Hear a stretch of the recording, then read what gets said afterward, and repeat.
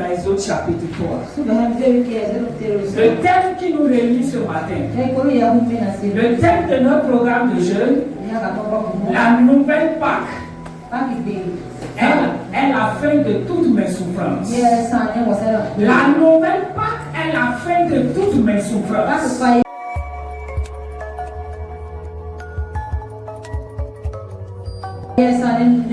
C'est une déclaration de foi. Et je voudrais que toi et moi nous confessions cette déclaration. 1, 2, 3, la nouvelle Pâque est la fin de mes souffrances. La nouvelle Pâque est la fin de mes souffrances. La nouvelle Pâque est la fin de mes souffrances. Au nom de Jésus. Alléluia. Donc la nouvelle Pâque est la fin de mes souffrances.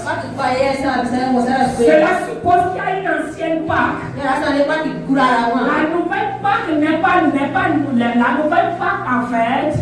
Elle est nouvelle en ce que dans cette Pâque, Dieu va introduire une nouveauté. Mais en fait, c'est une ancienne, c'est une Pâque.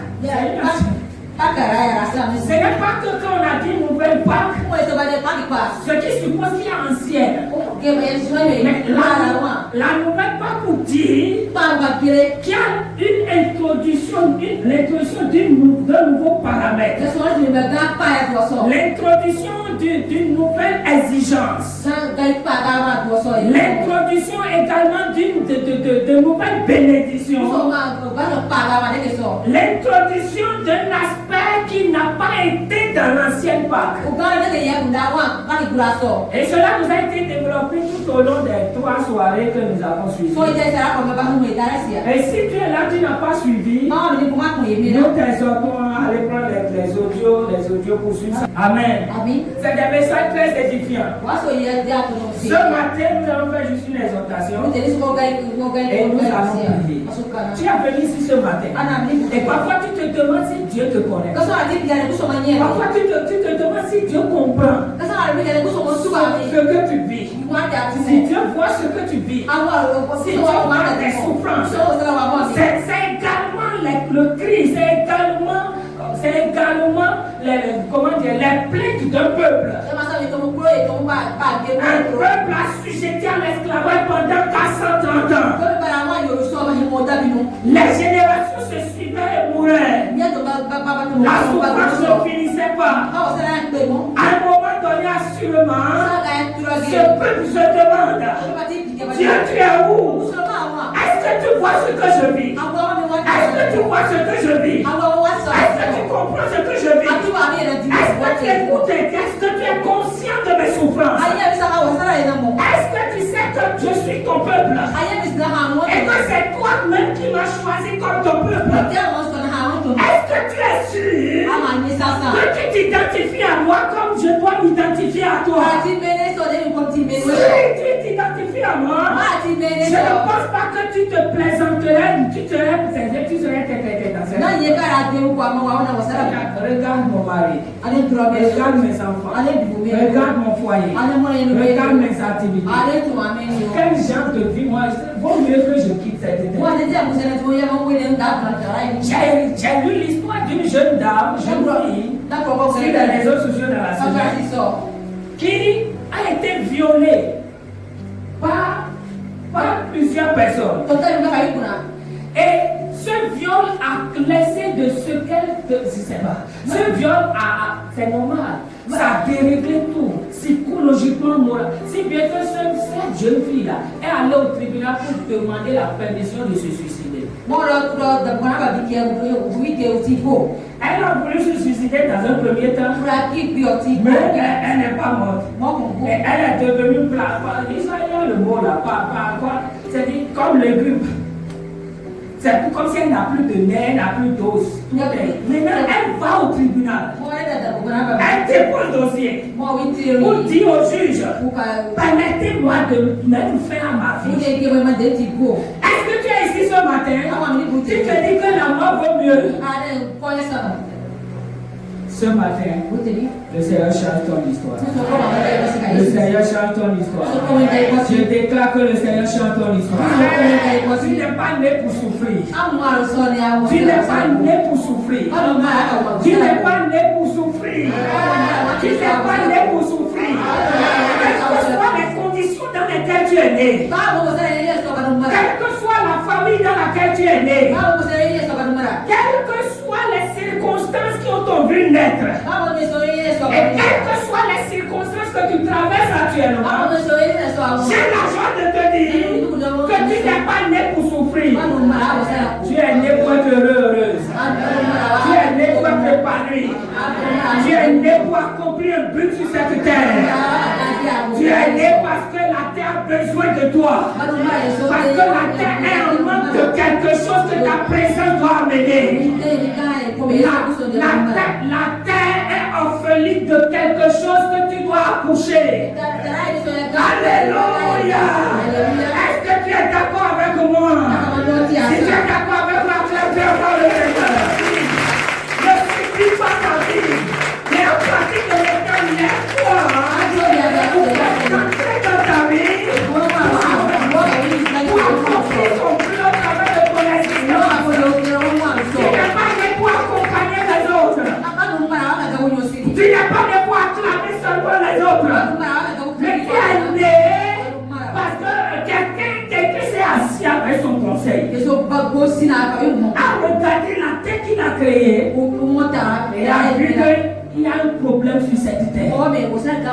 Et a décidé de résoudre ce problème. Alors il t'a pris dans son sujet. La Bible dit que pendant que nous n'étions qu'une masse informe, il nous connaissait. Il nous a tissé dans son lieu secret. C'est pourquoi tu as la taille que tu as. C'est pourquoi tu as la grosseur que tu as. Il y en a qui sont frustrés, grécheux par rapport à leur taille. Il y en a qui sont frustrés par rapport à leur teint. Et ils vont maintenant changer de teint. Il y en a qui sont frustrés de leur visage, de leur corpulence. Frères et sœurs, ce n'est pas toi-même qui t'es tissé. Ce n'est pas toi-même qui a organisé tout ce qui est ton corps aujourd'hui. Quelqu'un l'a fait pour un but. Parce qu'il veut résoudre le problème. Parce que le problème, l'adresse de la solution, c'est toi. Alléluia. Parfois, on est frustré parce qu'on n'est pas né dans une famille riche. On est frustré parfois parce qu'on est né dans une famille polygame, quoi qu'on n'encourage pas la polygamie. Parfois, on est amer. Parce que nos parents n'ont pas été à l'école. Pour nous mettre sur le bon chemin. Ça fait que puisque nos parents n'ont pas été à l'école, nous-mêmes n'avons pas été à l'école. Mais qui t'a dit que tu dois aller à l'école pour accomplir le but pour lequel tu es là? Qui t'a dit que tu dois aller à l'école pour résoudre le problème? Et si tu devrais aller à l'école, il fera tout son possible pour que tu reprennes l'école. Il est responsable. Gloire à Jésus. Voilà ce peuple. Tellement souffrance sur souffrance. Et ce peuple maintenant va parler. Et Dieu va répondre. Exode chapitre 3, 7 à 9. Exode chapitre 3, 7 à 9. Donc Dieu nous répond ce matin. Par rapport à ton foyer, à tes études, par rapport à tes enfants. Parfois il y en a qui regrettent les enfants. Alors que c'est eux qui avaient pris ces dons enfants. Et maintenant, à cause de certaines choses, circonstances, ce que traversent ces enfants, ces enfants deviennent un fardeau, un poids. Pourquoi ils disent, mais Seigneur, pourquoi tu m'as encore donné? Dieu nous répond. Frères et sœurs, il n'y a pas de question sans réponse de la part de Dieu. Mais Dieu ne te répondra pas pendant que toi tu es prêt à écouter. Pas forcément. Il va te répondre pendant que lui il juge nécessaire. Il voit que tu es prêt à écouter. Alléluia. Donc c'est pour dire à quelqu'un, ne te décourage pas parce qu'on a répondu pour quelque chose. Demande-toi est-ce que tu es. Est-ce que Dieu te voit prêt à écouter la réponse à la question que tu lui poses. Et je prie que le Seigneur t'apprête pour écouter maintenant dans le nom de Jésus. Écoutons ensemble ce que Dieu nous dit. C'est bien vu. Le mot bien là, c'est écrit ça. J'ai bien vu. C'est une réponse à des gens qui pensent que Dieu ne. Il dit j'ai bien vu. Vous m'accusez. Vous me critiquez. Vous me ridiculisez. Mais j'ai bien vu. J'ai bien vu. J'ai bien vu. Le Seigneur a bien vu tes souffrances. Tu ne me dis pas. Amen. Amen. Il dit j'ai bien vu. Moïse. C'est à Dieu qui parle à Moïse là. Il dit Moïse. Pas dire mon peuple. C'est plus tard qu'on lui dit ça. Ça allait. Moi j'ai bien vu. J'ai très bien vu. Je ne suis pas aveugle. Ils disent que moi j'ai les yeux mais je ne vois pas. Et parfois il y en a qui n'osent pas dire, ils pensent que je ne vois pas.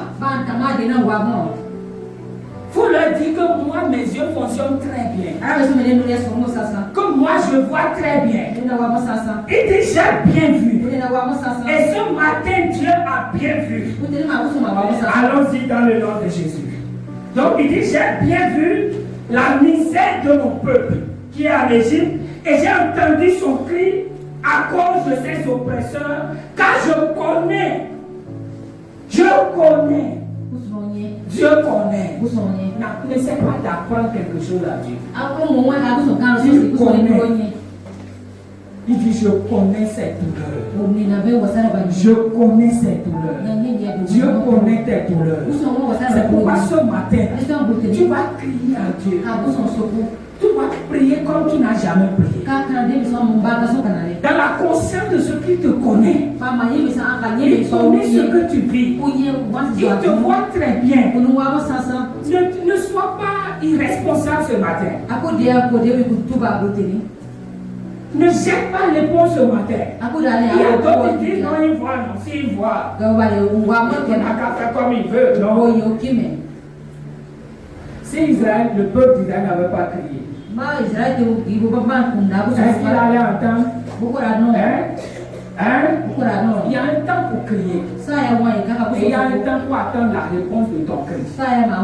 Mais quand c'est le moment de crier, il faut faire quoi? Quand c'est le moment de crier, ne sois pas complice avec ce que tu vis. Ou avec les démons qui travaillent dans ce que tu vis. Il dit je suis descendu pour le délivrer.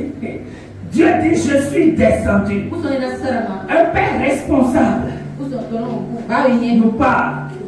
Il dit je suis descendu. Je ne suis pas resté au ciel. Non. Je suis descendu sur la terre où mon peuple souffre là. Dieu est dans ce que tu vis. Même si ce n'est pas forcément lui qui compte ce que tu vis. Il est en toi, avec toi, si tu as ouvert ton cœur à lui. Parfois nous fonctionnons comme si Dieu n'est pas là. La conscience de sa présence parfois nous quitte. Il dit je suis descendu pour le délivrer de la main des Égyptiens. Et ce n'est pas fini. Je vais délivrer et je vais transporter. Même chose dans la nouvelle Colossiens 1, 13, non? Il nous a délivrés du pouvoir des ténèbres. Et il nous a transportés. Dieu va faire le test ici en fait. Le test, c'est ça qu'il fait ici. Et la vraie délivrance, c'est ça la nouvelle Pâque. Il fait le test de la délivrance ici.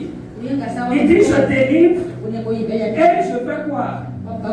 Et je le fais monter dans ce pays, dans un bon pays, dans un bon et vaste pays, dans un pays découlant le lait et le miel, dans la région où habitent les Cananéens, ainsi de suite. Verset 9, il dit, maintenant le cri des Israélites est venu jusqu'à moi, et j'ai vu l'oppression que leur font subir les Égyptiens. Donc Dieu a vu et Dieu est descendu. Et pour aller vite, Dieu descend en la personne de Moïse. Dieu va donner le libérateur qui est le Moïse. Qui est Moïse. Et le libérateur, Dieu va l'utiliser au travail de 10 plaies qui se constituent 10 miracles, 10 interventions tangibles. La puissance de Dieu. Mais pendant 10 interventions, le pharaon qui devait libérer l'oppresseur a dit non. Et Dieu va envoyer le joker. Dieu dit maintenant dans les autres 12. Il dit au libérateur, va dire à mon peuple de préparer un agneau d'un an, sans défaut. Vous allez immoler entre 2 soirs, manger la chair à la rate, et c'est là qu'il a pas. Parce que le sang là, vous le mettez au niveau des entrées des portes. Et là, l'ange de la mort, quand il va venir, parce que moi je décide d'exterminer tous les premiers-nés, passant par le premier-né de Pharaon, jusqu'au premier-né du dernier Égyptien, allant maintenant dans le bétail, partout, tous les premiers-nés vont mourir. Mais le sang vous servira de signe. Parce que quand l'ange verra le sang, il va passer au travers. Et c'est ça la Pâque. Passer par-dessus. Passer outre. Alléluia. Il dit, votre délivrance va causer la mort de tous les premiers-nés. Tous les premiers-nés. Excepté vous, là, vos premiers-nés. Mais pour que cela arrive, il faut un animal sans défaut. Achète un an. Alors Dieu dit, je vais délivrer mon peuple. Je vais libérer mon peuple. Parce que j'ai entendu ses cris. Parce que j'ai vu sa souffrance. Et je viens en la personne de Moïse. Et j'amène la part. Et dont l'agneau pascal, c'est un animal. Et dont le sang va délivrer ce peuple de 430 ans d'esclavage. 430 ans de souffrance. Alléluia. Maintenant, la nouvelle Pâque arrive. Dieu dit, maintenant je vais aller au-delà. Dans le test que j'ai fait, un peu comme pour ceux qui ont été à l'école, nous en notre temps là, le nouveau programme a commencé par nous. Dans les années 2000. Notre collège était sélectionné par les collèges échantillons. Donc, le nouveau programme là, avant qu'on étende ça sur tout le territoire, toutes les tailles de territoire, on doit prendre sélectionner certains collèges à qui on va soumettre à ce programme-là. Et on va voir les failles pour pouvoir améliorer. Et donc Dieu aussi a choisi un échantillon qui est le peuple d'Israël. Et ce peuple, 430 ans sera dans la souffrance. Et Dieu fait le test de la délivrance.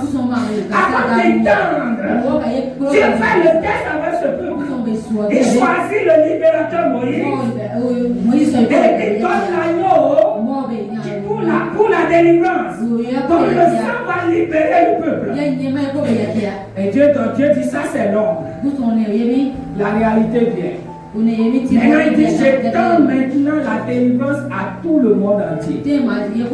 Dans Jean chapitre 3, verset 16 à 17, il dit, Dieu a tant aimé le monde. Cette fois-ci, ce n'est pas Dieu a tant aimé le peuple d'Israël. Parce que toi et moi ne sommes pas juifs de naissance.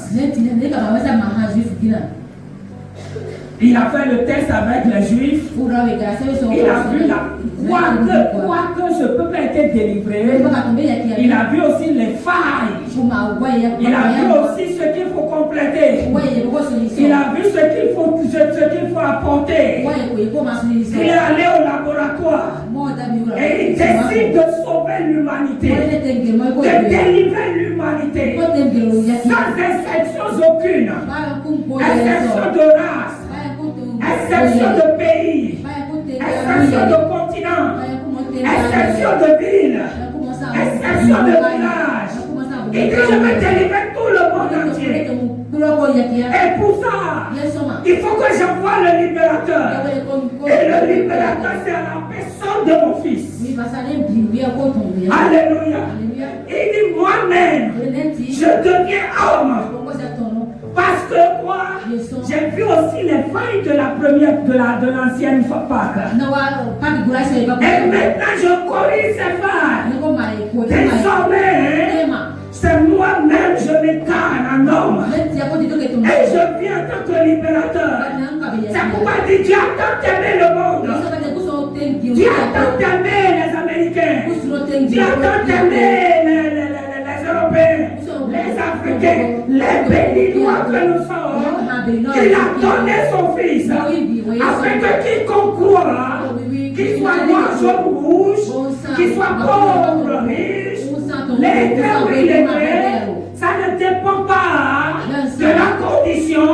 Quiconque croit ne périsse plus, ne périsse point, ne termine pas sa vie dans la souffrance, ne termine pas sa vie dans la perdition, ne termine pas sa vie dans la pauvreté. Mais pourquoi? Pour qu'il ait la vie. La vie éternelle. Cette vie que le peuple d'Israël n'avait pas eu après le Pâques. Dieu donne maintenant. Et vous savez quoi? Dieu dit maintenant. Il faut encore un agneau pascal. Il faut un animal. Il faut qu'on tue un animal dont le sang va aussi libérer le monde entier. Dieu dit, j'avais pris le sang d'un animal. J'ai vu les failles. Maintenant, je prends le sang de mon fils. Maintenant, je prends le sang de mon fils. Parce que je ne veux plus avoir ces mêmes failles. Parce que je veux avoir une délivrance complète et totale et parfaite. Alléluia. C'est pourquoi, quand tu comprends ça, tu loues le Seigneur. Tu rends grâce à Dieu. Parce que ta délivrance, elle est totale et parfaite. Ta libération est sans faille. Parce que Jésus est allé à la croix. Il a versé son sang.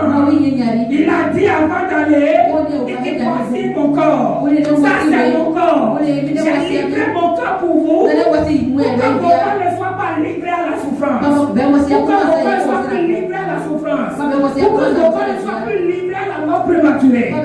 Pour que vos corps soient plus livrés à la maladie. Incurable ou curable. Pour que vos corps ne soient plus livrés à la sorcellerie. Aux esprits sataniques démoniaques. Pour que vos corps deviennent mon temple. Moi je livre mon corps. Pour que vos corps deviennent mon temple. Mon habitation. Alléluia. Et là où je vis, il ne peut pas avoir la pauvreté. Il ne peut pas avoir la misère. Il ne peut pas avoir la maladie. Il ne peut pas avoir la souffrance. Non. Et il dit, voici ça c'est mon sang. Ça c'est le sang de l'alliance nouvelle. Le sang qui scelle notre délivrance. Qui scelle notre libération. Et qui donne notre victoire, qui nous donne la victoire. Il dit ça c'est le sang qui a été versé pour vous. Pour que vos sangs ne soient plus versés. Pour qu'aucun hôtel ne réclame vos sangs. Pour qu'aucun enfant ne réclame vos sangs. J'ai déjà versé vos sangs. Pour que vos sangs soient préservés. Alléluia. C'est dans cette pensée que tu vas prier. C'est dans cette pensée que tu vas rejeter ce que tu vis. C'est dans cette pensée que tu vas dire je ne peux pas continuer à vivre comme ça. Parce que Jésus est déjà mort. Ça fait déjà combien d'années? Plus de 1000 ans. C'est déjà fait. Toi et moi, nous allons rentrer dans ça. Marc chapitre 1, verset 40 à 41. Qui est le texte de méditation pour ceux qui ont médité ce matin. Un lépreux est venu à Jésus. Et le lépreux était à Jésus. Si tu le veux, tu peux me remplir. Si tu le veux, tu peux me remplir. Et la Bible dit Jésus est mu de compassion. Il dit je le veux. Dieu veut que tu sois béni. Dieu veut que tu sois guéri. Dieu veut que tu sois restauré. Dieu veut que tu sois élevé. Dieu veut que tu sois proche. Que tes enfants connaissent le Seigneur. Que tes enfants marchent avec le Seigneur. C'est ça ce que Dieu veut. Il dit je le veux, sois pur. Instantanément le lépreux est purifié. Et donc le Seigneur veut ta délivrance. Il veut ta libération. Quoi qu'il a déjà accompli, et ton ignorance, fait que tu subis, il veut ta délivrance. Il veut que tu sortes de l'ignorance. Il veut que tu rentres dans la connaissance de ce que lui a fait pour toi. Et que tu le vives. Est-ce que nous pouvons nous lever et commencer par dire merci au Seigneur? Nous allons commencer par dire merci à Dieu. Nous allons commencer. J'ai travaillé, il faut que tu travailles maintenant. Chacun de nous va travailler. Frères et soeurs, il faut travailler dans la prière maintenant. Il ne faut pas se réserver. Tu as fini ici et dormi avant d'aller à l'évaluation, pas de problème. Mais rassure-toi que tu as fait ce que tu dois faire. Rassure-toi que tu n'as pas été complice avec les démons qui te fatiguent. Et c'est pourquoi tu vas élever ta voix. Tu vas crier au Seigneur.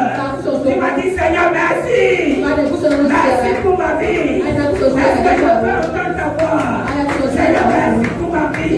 Seigneur, merci pour ma vie. Seigneur, merci pour ma vie. Seigneur, merci pour ma vie. Seigneur, merci. Regarde ta voix, crie au Seigneur. Tu es contente. Je dis merci à Dieu pour le temps de son fils. Est-ce que tu peux lever ta voix et prier? Est-ce que tu peux lever ta voix et prier? Dis merci à Dieu. Oh! Dis merci. Papa, merci. Saisissons chaque occasion. Comme si c'est la dernière. Et faisons notre part. Vous savez, ce micro a un prix. Ce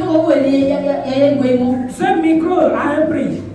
Et le prix de ce micro est lié à la qualité en principe de ce micro. Elle est liée à la valeur de ce micro. Il y a d'autres micros qui ne coûteront pas forcément le prix de ce micro.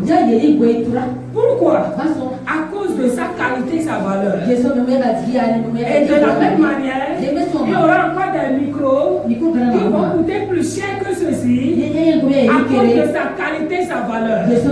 Donc quand tu vas acheter, le prix d'achat est proportionnel et lié à la valeur de ce que tu vas acheter. Est-ce que quelqu'un comprend ce que je dis? C'est pourquoi ma femme vend paille. Il y a paille de 2500, de 3000, de 6000, de 5000, de 7000, de 12 000, ainsi de suite. Et les connaisseurs connaissent. Quand tu portes un paille de 2500, les connaisseurs connaissent. Et quand tu portes aussi un paille de 20 000, les connaisseurs connaissent. Maintenant, Dieu veut racheter quelque chose. Dieu veut racheter quelqu'un. Dieu veut racheter un produit. Dieu veut racheter quelqu'un que l'ennemi a pris de force. Dieu ne veut pas reprendre de la main de son ennemi ce qu'il a pris de par force. Il pouvait le faire, mais il a dit non. Il s'est assuré de connaître le prix d'achat ou de rachat. Le prix que tu dois payer pour reprendre légalement. Le produit dans la main de qui? Dans la maison de l'ennemi qui est le propriétaire, le nouveau propriétaire du produit. Le produit, c'est toi et moi. Je connais que tu as l'air à faire.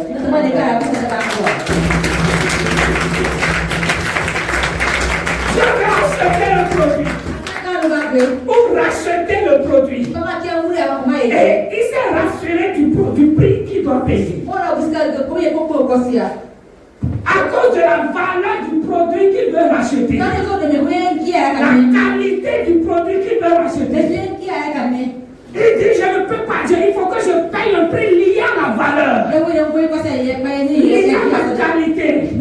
C'est pourquoi l'apôtre Pierre nous dit dans Pierre 18. Il dit connaissant cette valeur. Ce n'est pas les choses périssables. Ce n'est pas l'or, l'argent. Quand vous avez été racheté. Ce n'est pas le prix que Dieu a payé pour vous reprendre de façon légale. Il a payé un prix qui est lié à votre valeur.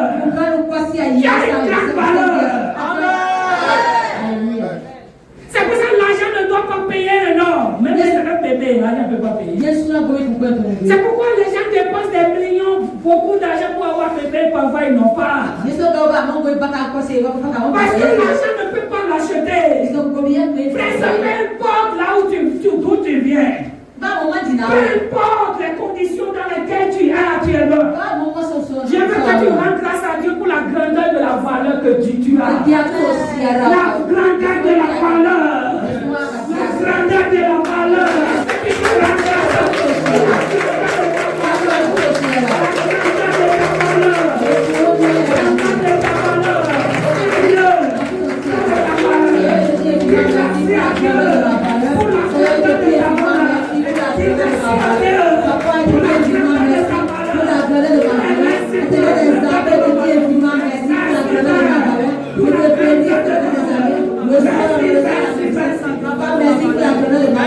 Tu es béni vraiment aussi pour le soir, on reçoit la mission. Merci pour la valeur de ma valeur. Merci pour la valeur. Au nom de Jésus, nous avons prié. Bien-aimé, à partir de maintenant, ne sois plus frustré. Parce que toi, tu es en train de apporter un pain de 5 000, 7 000. Et ceux qui sont moins âgés que toi sont en pain de 20 000. Si tu as les moyens, il faut compter, ce n'est pas un problème. Mais ce n'est pas le pain qui détermine ta valeur. Je veux dire à quelqu'un ce matin qui est frustré de son habillement. L'habillement qui détermine ta valeur. Si tu veux bien t'habiller, habille-toi très bien. Mais ta valeur n'est pas dans ton habillement. Ta valeur est démontrée par le prix que Dieu a payé pour te racheter.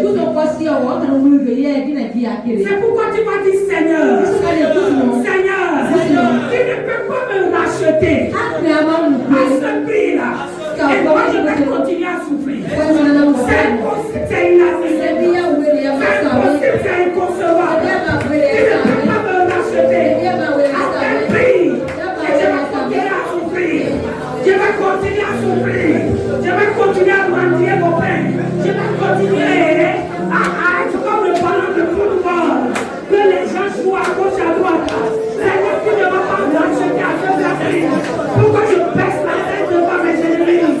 Tu ne vas pas racheter à ce prix. Seigneur, pourquoi je subis, Seigneur, les conséquences du péché, à savoir la maladie, la pauvreté, la mort. Tu ne vas pas racheter. Pourquoi toi et moi nous comprenons ça? Nous ne méprisons personne. Les maris qui méprisent leur femme, vous devez vous repentir. Dieu n'a pas payé un prix pour racheter la femme et payer un prix supérieur pour vous racheter. Nous tous, nous avons été rachetés au même moment. Autrement dit, nous avons la même valeur. C'est pourquoi tu ne peux pas lever la main sur ta femme. C'est pourquoi tu ne peux pas insulter ta femme. Ah non, non, non, non.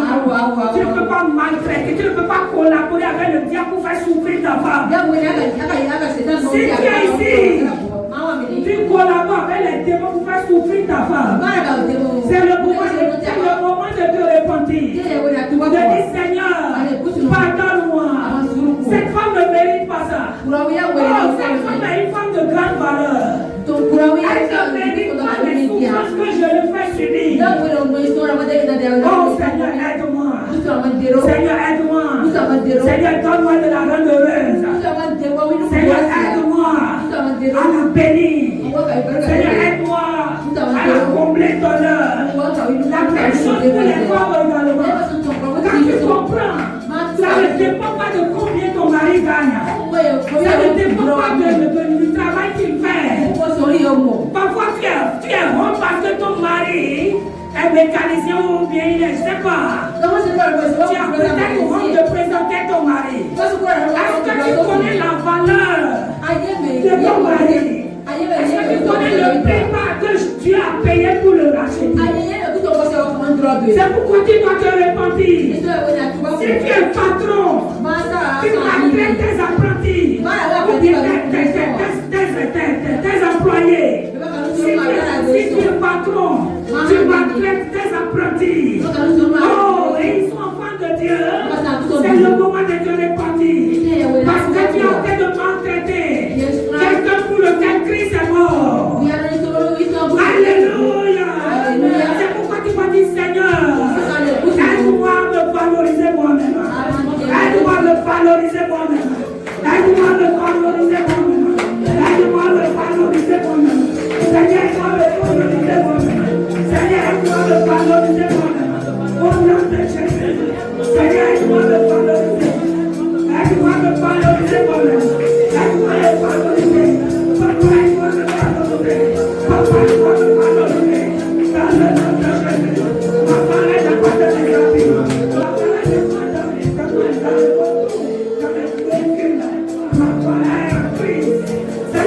à me valoriser. Regarde le prix qui a été payé. Pourquoi tu ne tombes plus? Pourquoi tu ne sois plus malade? Alors pourquoi tu n'es pas malade? Tu vas te fâcher contre toi-même. Ou dis maintenant, toi maladie qui m'a fatigué jusque-là. Tu m'as fatigué parce que je t'ai permis de me fatiguer. Tu m'as fatigué parce que je n'ai pas reconnu l'autorité que je suis. Tu m'as fatigué parce que pour moi, c'est que c'est toi qui es plus forte. Les médecins ont dit que tu es plus forte. Mais la parole de Dieu me dit que je suis le plus fort. Je suis la plus forte. La parole de Dieu me dit que Jésus a porté mes maladies, mes souffrances, pour que je ne les porte plus. C'est pourquoi tu vas parler sur ta vie. Tu vas poser ta main sur ton corps. La paix qui vous est posée les mains aux malades. Et les malades seront guéris. Est-ce que tu as les mains? Est-ce que tu as les mains? Alors la première personne que tu vas imposer les mains, c'est toi-même. Si toi-même tu es malade, je ne vais pas te poser les mains aujourd'hui. C'est toi-même qui vas te poser les mains. Et tu vas prendre l'autorité en déclarant que tu es le plus fort. Tu es la plus forte. Tu es le roi. Tu es le Seigneur établi. Et c'est pour ça qu'il m'a ordonné à cette maladie de prier bagage. Il va déclarer à cette maladie. Jésus l'a déjà porté. Jésus l'a déjà porté. Pour que sa place ne soit pas de ton corps. Jésus l'a déjà pris. Qu'elle ne se trompe pas de chemin. Alors maintenant, retour à l'envoyeur. Retour à là où elle a quitté. Et la travaille pas au nom de Jésus. Et la travaille pas. Et la travaille pas. Et la travaille pas. Et la travaille pas. Ne sois pas complice. Parle à qui d'être fécond. Il n'a pas autre choix que d'être fécond. Parle à ton corps.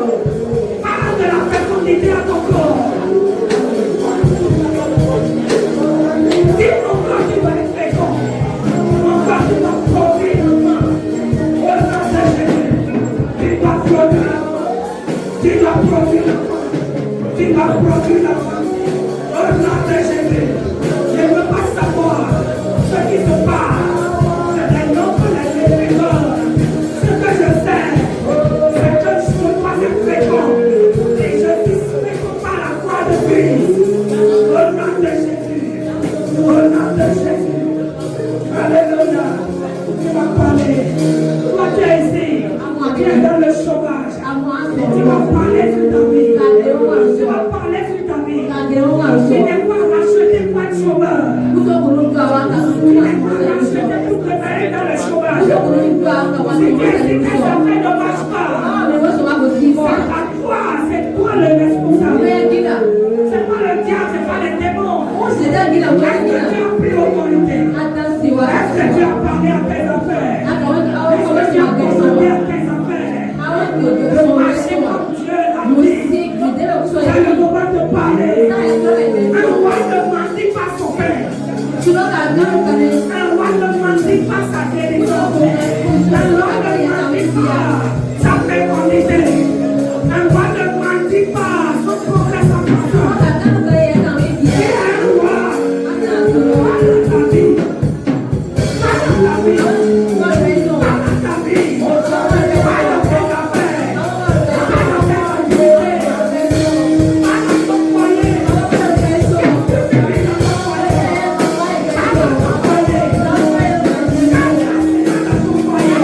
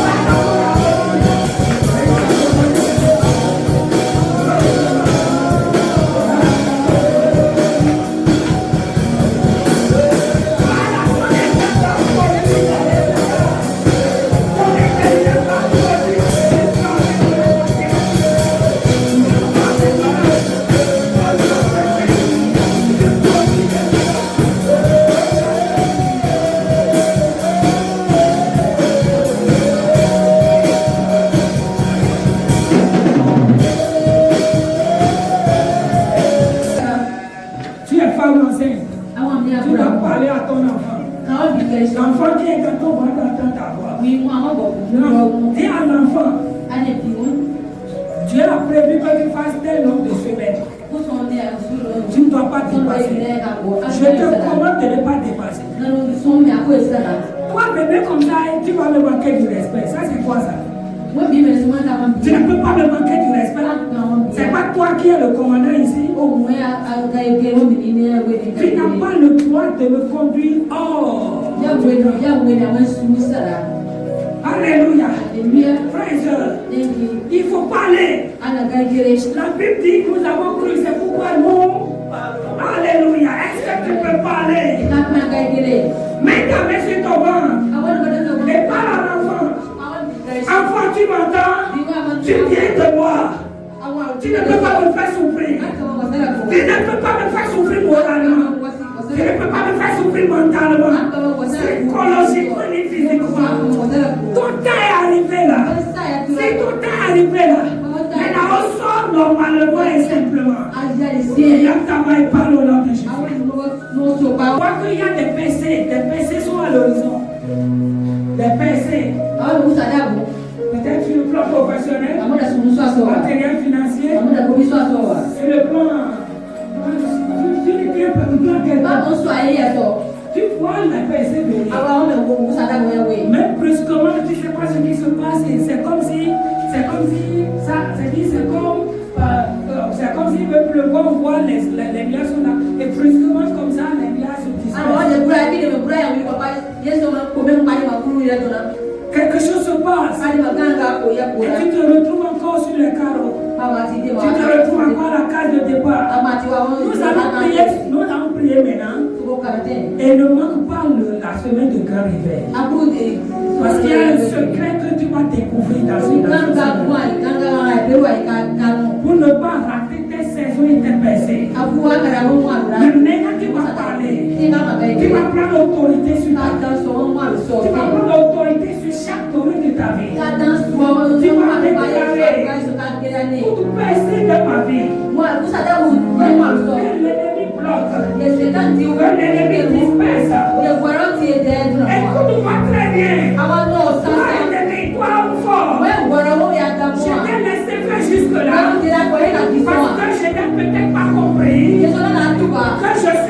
fort. Dominez la table qui est Maintenant, je réalise que je suis le plus fort. Dominez la table qui est Alors, au nom de l'autorité